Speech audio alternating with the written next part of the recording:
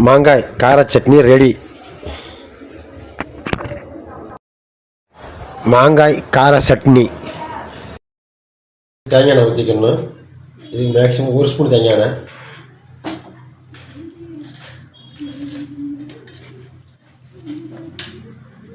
எண்ணெய் காஞ்சிருச்சு. வெங்காயம் லைட்டாக வதக்கிக்கிறணும்.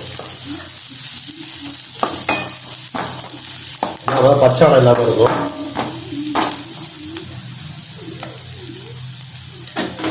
நம்ம செய்கிறது எல்லாமே ஒரு மாங்காய்க்கு ஒரு சின்ன ஆனியன், 4 மிளகா வரமிளகா, ஒரு காஷ்மீர் சில்லி, சிறிதளவு இஞ்சி, கருவேப்பிலை.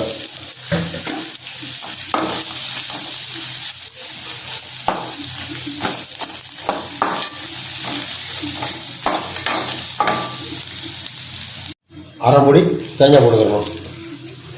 அப்படியே கொஞ்சம் ஆற வச்சு மிக்சியில் போட்டு இதோட மாங்காய் சேர்த்து மிக்சியில் போட்டு அரைச்சி எடுக்கணும். சீச்சு வச்ச மாங்காய் போட்டுக்கணும். வறுத்து எடுத்த தேங்காய் மிளகா மசாலா போட்டுருவோம். அரைச்சி எடுத்துக்கலாம். தண்ணி ஊற்றக்கூடாது. மேக்ஸிமம் தேங்காய் 2 ஸ்பூன் ஊற்றிட்டேன். தேங்காய் ஊற்றிட்டேன் அரைக்கணும். தேங்காய் 2 ஸ்பூன் ஊற்றிக்கிறேன்.